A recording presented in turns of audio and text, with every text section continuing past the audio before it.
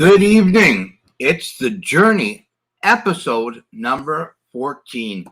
This one's going to be a great one. Brad and myself have been waiting for this guest for a while. One of my favorites. I'm telling you, I know Robert Wine, you probably kicked in immediately. Anybody that's watching, you're going to enjoy this show, this episode. You're going to learn a lot, and you're going to see that disability is a mindset, because our guest, Jess Silver, is going to blow you away. First, let me bring up my co-host from Edmonton, Alberta, Brad Bartko. Barks, how you doing, brother? Rosey, how we doing, man? I am.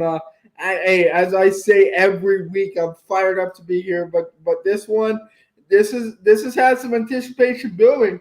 You know, it just feels so good to get back in the groove of things after 2 weeks off. We had a great guest last week, and then to have Jess on after weeks of building her up, and to finally have her on, I am so excited to hear more about her story and really share it with the world. So I am fired up and honored. And you made a mistake off air. You thought it was the first female. It's number 2. We love our females on this show still. We're going to have one in the very near future as well. I have another one lined up, but tonight is all about Jess Silver. And Rosie, I'm excited to learn about her, man. Absolutely, 100%. Let's bring her in. From Thornhill, Ontario, where I grew up, Jess Silver. Hi, everybody. Hey, Paul. Hey, Brad. Hey, Jess. How are you? Great. Thank you so much for having me. Oh, an honor. We are so excited. Hey, Jess, why don't you tell everybody, before we talk about your story and you and what makes you, tell everybody how we met 10 years ago. So 10 years ago, I had the pleasure and honor of meeting my now friend, Paul Rosen, at a very unexpected location. I was out for lunch with a friend of mine and at a restaurant called Hockey Sushi, and was in conversation with my friend, and a couple tables over from us, Paul was sitting and having lunch and said, I hope you don't mind. And he introduced himself and said hi, and we kicked it off and, got into conversation, and here we are, now 10 years, like that was 10 years ago, and our friendship has only grown. My admiration for you, Paul, has only grown. And you've been a part of one of my fundraisers for my nonprofit organization. And I'm so grateful that you actually came up to me that one afternoon, and, we started talking because I'm super outgoing, and here we are. So, as you said in the pre-show, never be afraid to open your mouth and say hi and share your story, because that'll be the way that you introduce yourself to other people and broaden your circle. So thank you for doing that day. Absolutely. So many doors open when you just say hi to somebody. You never know what's going to happen. And yeah, that was a great day and a great friendship. And you know how much I respect you and what you've done with Flex for Access and everything else. So why don't we start by you telling our audience, and we have people watching from all over the world on the journey with Barts and Rosey. Tell everybody the journey of Jess Silver. I get asked this question so many times throughout the week, and often throughout the day, as I have the pleasure of interacting with so many different people. I never really know where to start, where the story starts, but what I will say is that I am a communications professional, a writer, and a marketer, and I'm also an adaptive athlete and fitness consultant. And my story starts with not being afraid to take risks and embrace new situations and never be afraid of adversity. So for those of you who don't know me, I was born with cerebral palsy, and I was 2 pounds and 3 months premature, and have led my life by defying the odds. I had, the odds stacked against me. I wasn't supposed to survive. And I have faced numerous adversity throughout school, throughout my academic career. In high school, endured a lot of bullying due to my physical limitations, and being told that, I can't do so many things or that I shouldn't be in certain places. And I never allowed that to stop me and get in the way of my dreams and my goals. Um, and then moved on to university, got my bachelor's degree in English literature, have a passion for communications, then moved on, got a master's in creative writing. As I said, I'm a writer at heart, will always be. And then I got my degree later on after working for several years in marketing in medical communications. And I've lived my whole life with a passion for sport, um, a passion for dreaming really big. But I wouldn't even call it dreaming really big. I would call it visualizing really, really big goals for myself and finding it within me to attack those goals, notwithstanding any of the limitations or preconceived notions that other people have of my abilities to stand in my way. Unbelievable, Wow, Brad. wow, Jess. Very, kind of very similar beginnings to me. CP, born premature, all that stuff. So I completely relate to that, and thank you for being you and being a voice and being who you are. Let me ask you about Hope for Access, your nonprofit, your baby. How did that come about? Let's chat about that for a couple minutes, and then I'll hand it back over to Paul. Yeah, so Flex for Access isn't a registered nonprofit organization that I founded. It started 6.5 years ago as a social media awareness campaign to leverage the awareness of cerebral palsy, but really educate people on the importance of adaptive fitness and sport promotion as a means of managing disability. And what does that mean? That basically means that every individual, regardless of whether you have physical limitations, intellectual limitations, to us finding our own motivation, we can all be active and should be active in order to manage any of the adversity that we face. And I myself have been active my whole life because it has allowed me to manage the physical limitations that I do face because of cerebral palsy, being, for example, spasticity, muscle spasticity, which is muscle tightness. But what's really interesting is that my passion for fitness, it moved from something that I had to do, constantly moving and doing different types of exercises to becoming something that I was passionate about. And in 2015, I started a social media awareness campaign that grew exponentially. What I had individuals do, and I'm proud to say that it did grow as exponentially as it did, because here we are today. What I had individuals do, and it's still a part of the nonprofit organization's activities today, is get individuals to flex their bicep with the hashtag Flex for Access in photos of themselves engaged in. There you go. There's Paul's massive bicep and Brad's. I want you guys to get on social if you don't mind and take a picture using the hashtag. And what that hashtag has done is it's redefined the way that disability is perceived, but also what the organization does is create opportunities for individuals like myself and many others that have disabilities, whether they're congenital, so that means from birth, like mine, or those that are acquired, such as Paul's, who is an amputee, who acquired his disability later on in life, to be active. And what the organization raises funds for is for adaptive fitness based training at local gyms and studios, and as well as sports programs.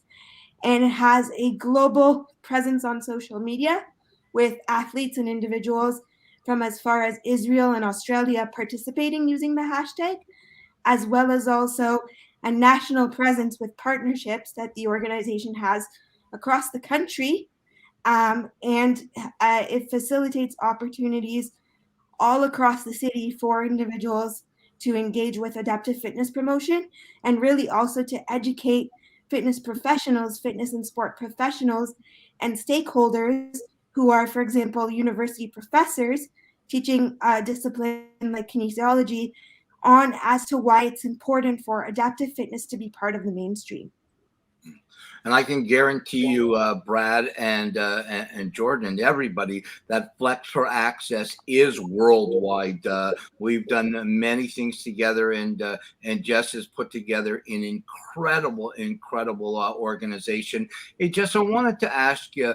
We ask every guest that's been on the show that has a disability and has turned it into incredible ability. How vital has been your family and the love that you have in your life? How incredible has that been to your success? Yeah, that's a great question and a great point that always makes me pause, and I have to try not to get emotional. The honest answer is that without my family and without my support network, without my friends, without the support network that I have because of my love for fitness, I would not be the individual that I am today. So yes, I am intrinsically, internally a very strong person, but I would not be who I am without the support of my amazing parents, my sister, my brother-in-law, who, came into the family later on. My sister's been married for 10 years now, and everybody who supported me and who's seen me at my lowest of my low moments, many of whom have, and really encouraged me to get up from the adversity that I face, and actually made me realize that it's because of my adversity that I am, a stronger, better person today, that I wouldn't have been if I didn't face what I have faced and what I continue to face. So without them and without friends who understand my passion for sport and for entrepreneurship, because I've now been an entrepreneur for the last 4 years running the nonprofit organization, I wouldn't be who I am. So thank you to everybody who supported me. And just I want to apologize. I didn't say Flex for Access in the beginning. I was thinking about it.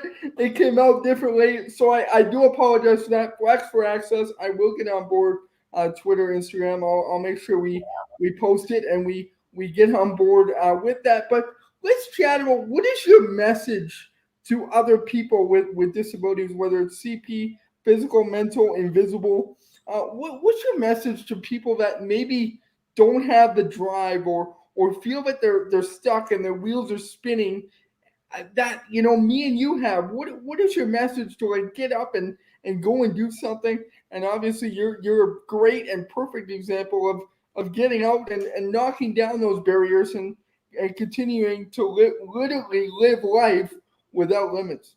Yeah. So, I always have to, great question. I love these questions, Brad and Paul. Thank you for them. I always have to stop and realize that, individuals, like you just said, do not have the same drive as I do, and may not be able to find the motivation within themselves, or may not have the support networks, the amazing support networks that I do. But what I would say is that, the worst position you can find yourself in, or the worst feeling you can have, is to feel alone. And, be afraid of sharing your story. Or like Paul said at the beginning, when we shared how we met, being afraid to say hi. So what I would encourage everybody to do, and I know it's easier said than done. I know both of you would agree that it is easier said than done, but what I would encourage everybody to do is to open, I've said this before, to open your hearts and open your minds and not be afraid to say hi to someone, start sharing your story. Use It can be very intimidating to share your story. I mean, as a whole, to say, I've faced this adversity, I'm stuck, I don't know what to do, or this is what I've accomplished, or to say I need help. But what I would say is, if you even start with a icebreaker, like let's say it's sports, we were kind of talking about hockey and basketball a little bit before I came on, before we started the show. If you can find an icebreaker where you can have common ground with someone, just open the door to conversation, and you never know where it will lead. And I would also say that no idea is too small to put out into the world. So, I have lots of ideas. My mind is constantly racing, my wheels are constantly spinning, and I'm constantly thinking about the next thing I can do. What I would say is that no idea is too small to share. So, if you can call up a friend or somebody who you relate to and share an idea with, You never know who you'll inspire with that idea and what that idea will turn into. So that would be my advice. Absolutely. Talk to us about the book. I know it's been a few years since we did the event together. It was a great event, and you were just starting to get the book going. And you know, some people think, oh, a book, it's easy. It is very difficult to put a book together. But your book is out. Talk to us about it, the journey to put it together, and how people can get a copy. Yeah, so I'm proud to say that I'm an Amazon best-selling author. Now my book came out a year ago. It's called Run: An Uncharted Direction, and it is my memoir. In it, I share very openly, very candidly my story, and it focuses on my story. So from the very beginning, but it focuses on sport and fitness as a metaphor to my life. I'm a huge basketball fan, so in it. Uh, those of you who are fans of basketball or who relate to sports, you'll see many references to different athletes because I found that I strongly relate to athletes such as Kobe Bryant, who I mention quite heavily in the book, along with other athletes too. I talk about how I relate to tennis players and their mindfulness regimens, and what it really focuses on is understanding adversity, defining what that adversity is for all of us, but not being put down by the adversity or, affected by it negatively, but rather looking at adversity as actually empowering us on our uncharted direction. So, what I wanted to encapsulate with the title there is the fact that none of us actually know the direction of our journey until we actually are on our journey, and our different experiences mold us, shape us, redefine life as we know it, actually enrich our lives. And in it, I talk about, some experiences that I've had traveling the world and how those experiences have changed me, facing adversity when I actually went to, for example, Ukraine to a rehabilitation center, and what that experience was like, very different from being in North America and Canada.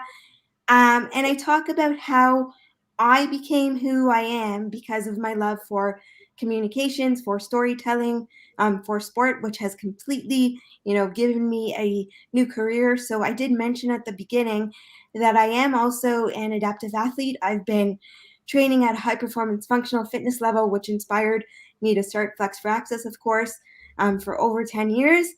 And my love for fitness and really delving into understanding biomechanics and sports shaped who I am. And today I'm actually a fitness consultant who works with, as I mentioned, sports leaders and university professors to actually, help them shape their curriculum in order to inspire and educate the new generation. So in the book, you will find my entrepreneurship, my journey with entrepreneurship, and you'll really get to know me up close and personal. And I hope that everybody will be inspired to understand that we're all running on the same path. We're all blessed to be on this earth in the same way, but at the same time, we all have unique journeys that are uncharted, and we are responsible for charting them in our own unique way and to be shaped by our experiences. So where you can find the book is it's available on Amazon today in all marketplaces where Amazon is available, and it's available in the paperback format and ebook format, and hopefully soon to be audiobook as well. And actually, if I can share this now, or I'm not sure if you guys have kind of other questions for me where you'll ask me what's next, but I'm actually proud to say that there's a new book, another book, in addition to Run, that will be coming out soon that I actually wrote during the pandemic to help inspire everybody and to allow individuals to, find some sort of relatability to each other during these difficult times that the pandemic has brought upon us all. So stay tuned for more details. Jess, you stole the words right out of my mouth. I was going to ask what's next, and that is fantastic news. That is great news. We definitely need to connect off camera I have some questions for you regarding book writing and all that stuff. So we definitely do need to connect. But I guess now I'll pivot because you already answered my question, and I want to ask you quickly, if I may, about wheelchair basketball. I mean, we had a guest on last week that was a wheelchair basketball athlete. And had you ever tried it? Was it because you're a basketball fan? You mentioned Kobe Bryant, all this stuff.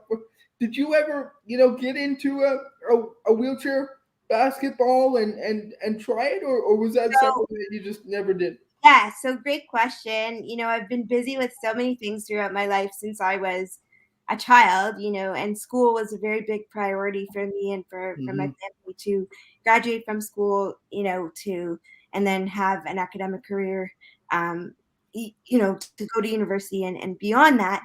So to get into competitive sport, and if I can share that probably my biggest regret in life, and I know Paul will kind of look at me and say, well, what are you talking about? You're so young. But probably my biggest regret in life to date is that I actually didn't play a competitive sport. And I think for me, that is one of my biggest regrets. The reason for that being that I won't name any names, but many people kind of said to me, throughout my life, especially when I was younger, I don't know if you can really play a competitive sport because of your limitations that you have due to CP. And honestly, I found myself so busy that I could never devote the time to playing a competitive sport. But to answer your question in a very long-winded way, I apologize for that, is I never actually played. I did try to play wheelchair basketball. I went to a camp that was sports focused, so I did have my hand in sledge hockey as well. I know a sport that's very close to Paul's heart, so I had to mention it there. And I loved it when I did try it. It is very challenging. I did try my hand at wheelchair basketball, tennis, and hockey, sledge hockey. Loved wheelchair basketball, and actually had several friends that, and to this day, I'm friends with some of them that do play competitively. So I've been around it, and actually, although I never played, I was involved in coaching, not wheelchair basketball though, but able-bodied basketball. During high school, I was the assistant coach on my of the high school team. Fantastic. Yeah. That's great. Hey, sorry, Jess, you talked about, you didn't have the time or to play a competitive sport, and then age-wise, remember, I didn't make Team Canada till I was 40. So you got plenty of time to do anything you want. And I know when you set your mind to it, the world is your oyster. Want to ask you one question, and it's important question to me, being that I had 39 years as an able-bodied person, and now 22 as somebody who's disabled. You and Brad were born with a disability. Do you find now in 2021, over the last number of years, are things getting better? Are they getting easier? Is this world starting to open its eyes to disability and ability, or do you still think we've got a long way to go? Very good question. Again, it's one of the questions that I get, asked almost daily in interviews that I do, that I have the pleasure of doing, the education that I do with professionals who are not, many of them, disabled. And thing I have to say is that, we've come a long way. We've come a long way. The world has come a long way in recognizing disability and in recognizing parasport, Paralympic sport, and inclusion. But if I can pivot a little bit, what I would say is that, I always like to play devil's advocate. And what I will say is that we still have a lot of work to do. So, I'm very proud to say, and I've been actually told this by organizations that I work with, individuals whose lives I've touched, that it's because of my organization, and I'm not trying to, toot its horn or toot my own horn, that the way that disability is perceived and the opportunities that exist are changing because of organizations' work like Flex for Access. But what I do have to say is that I think that it's my responsibility, and this is why I take my work so seriously, and I think that both of you will agree, to say that it's our responsibility, if I can take it a step further, to continue the advocacy, but not only talk about how important the awareness is, but actually show and demonstrate actionable opportunity for the things that need to be done and the things that we can do. So one of my biggest pet peeves, and I'm sure Brad and now Paul, you can attest to this also as having acquired a disability, is being told, oh, you're such an inspiration. You're such an inspiration. You're so inspiring. And I know we call it inspiration porn in the disability community. Honestly, when I hear, and I know from some people, I mean, people have good intentions, and I know what people are trying to say when they call me an inspiration. But what I will say is that I'm just living my life. And for me, everything that I'm doing is my normal. I'm not doing it to be called an inspiration or to be seen as inspiring because I have limitations. And oh, that poor girl that has CP that uses a wheelchair, things must be so difficult for her. Look at, all the things she's doing. I'm doing them because I want to be strong.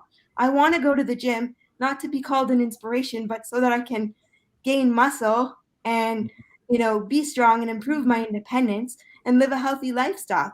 I want to be the writer that I am and the communications professional that I am so that I can produce great work, inspire audiences, create changes in society, not to be called an inspiration.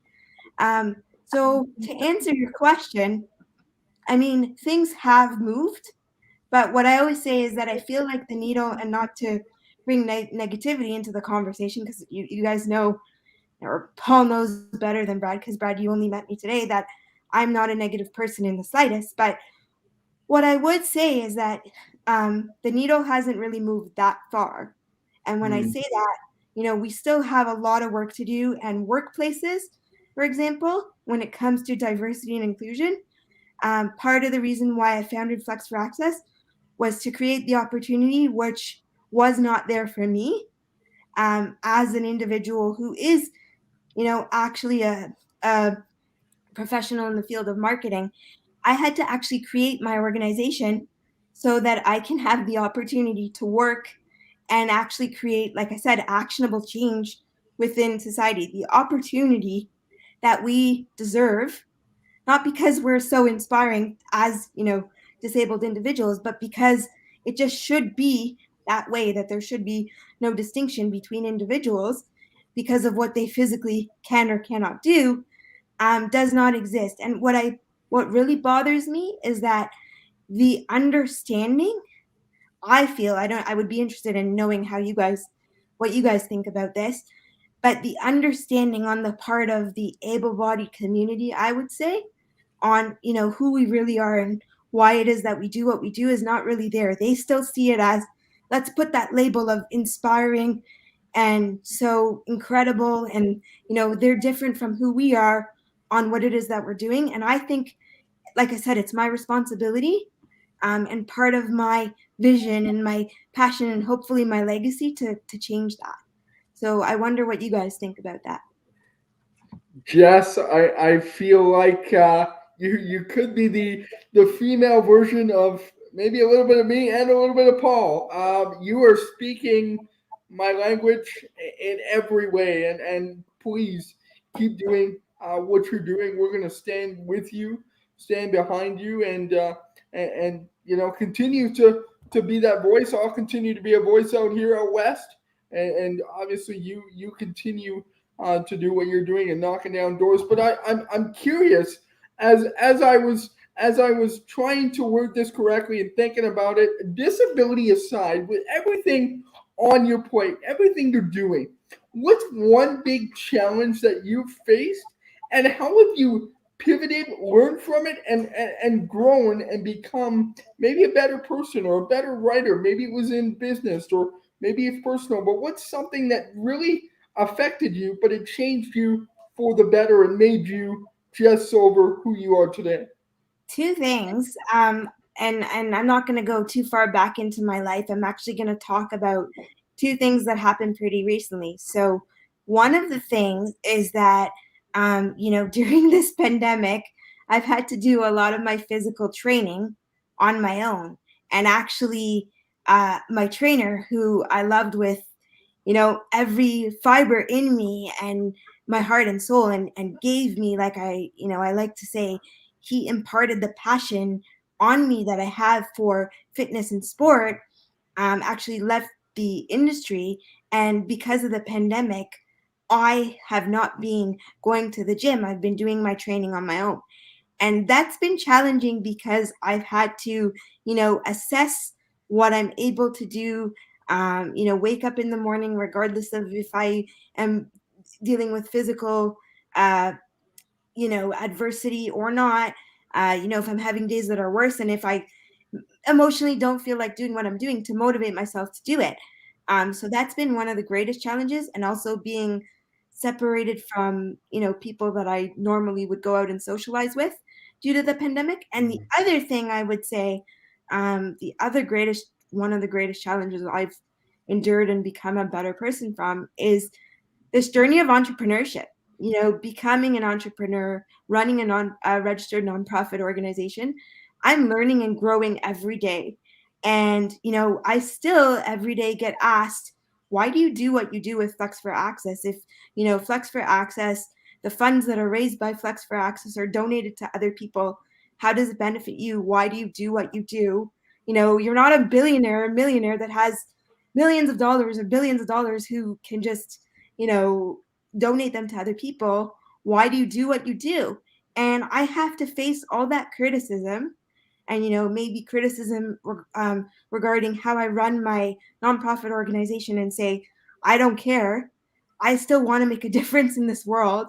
I know that I have work to do, and I know that I can make a difference with the people that I work with. I see through my vision, and I know that other people do, and have to get up and keep going and moving ahead and flexing strong, even when people don't think that, there's value to the work that I'm doing.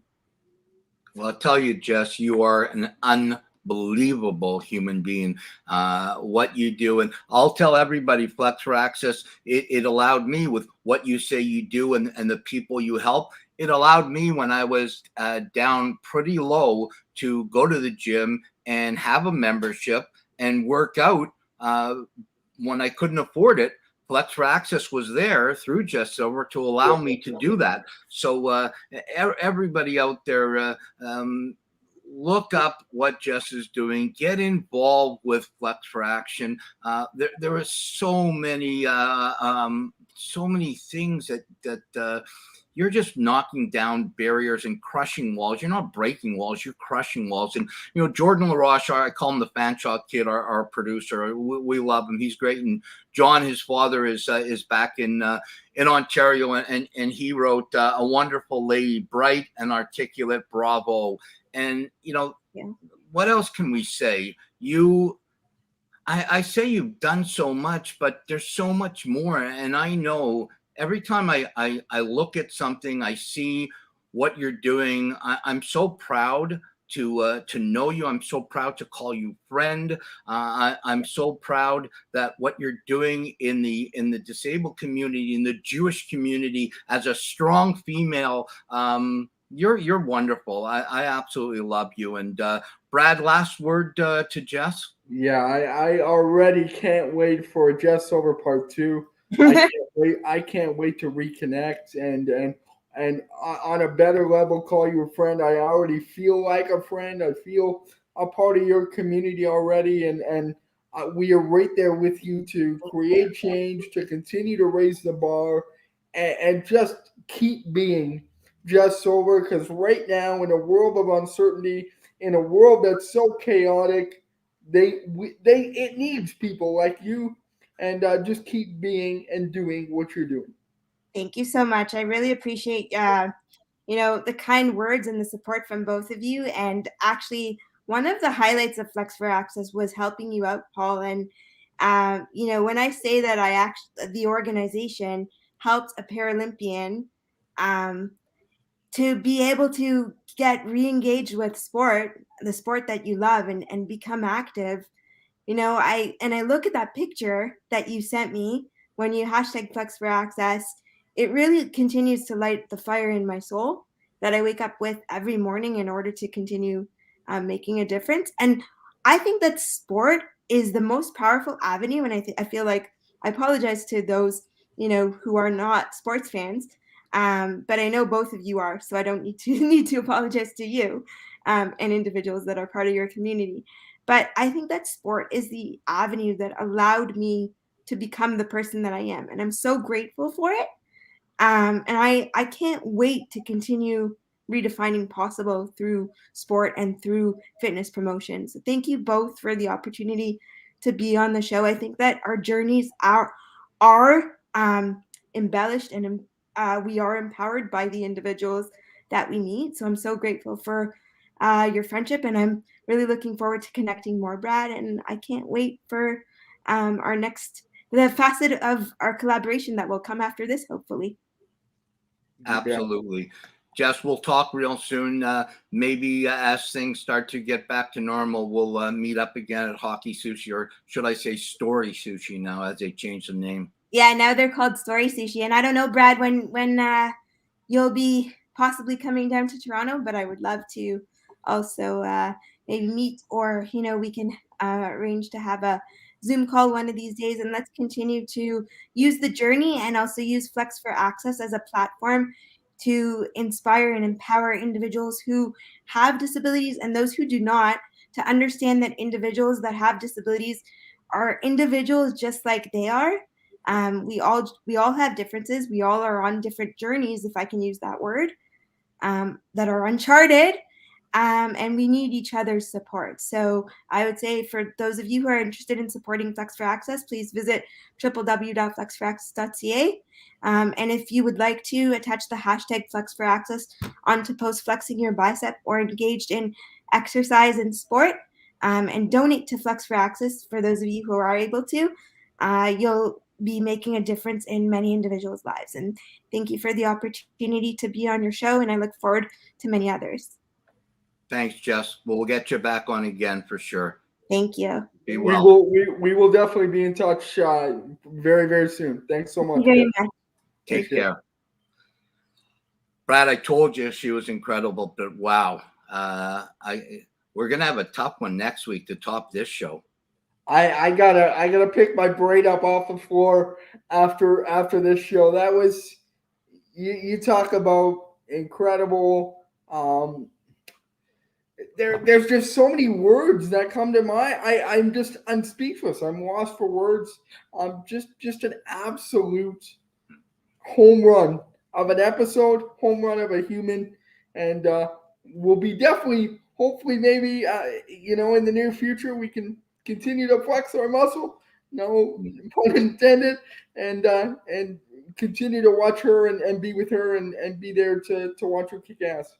Yeah, I'm telling you, she's captivating. I think it was about 4 years ago, the last event I did with her at Flex for Access, which was a huge fundraiser event, and she had the crowd just in the palm of her hand. It was, I've done a lot of motivational talks over my career, but she was everybody. You could hear a pin drop.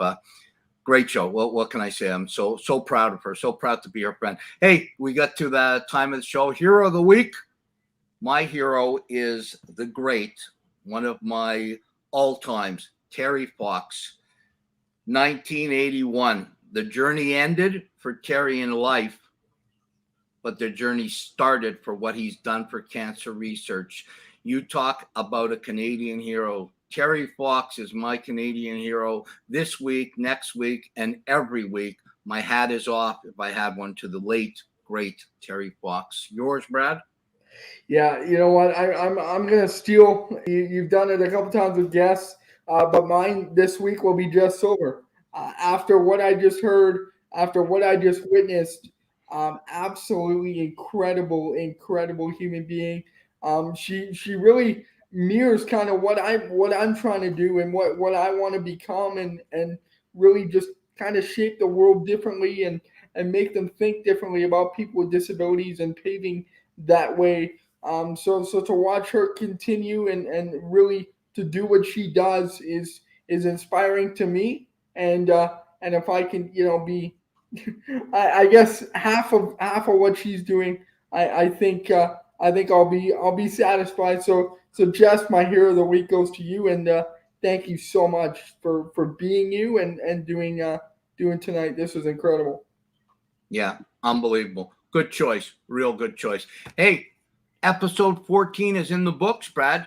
We got to work real hard for episode 15 next Sunday night. I am so grateful for everybody that allows us to do this. To Kerry Goulet and the Gooch Network, we appreciate having the opportunity to bring the journey to everybody out there that wants to listen. On behalf of our great producer, the Fanshawe Kid, Jordan LaRoche, on behalf of my co-host, Brad Barco, this is the journey. We are so grateful that you take 45 minutes to listen to us and try to make this world a better place. Take care of each other, but more than that, take care of yourself. Let's really take care of each other and ourselves this week. Take a page out of Jess Silver's book and just go for it. Just say hi to somebody, be nice, and go on that journey, because it is a great journey. God bless.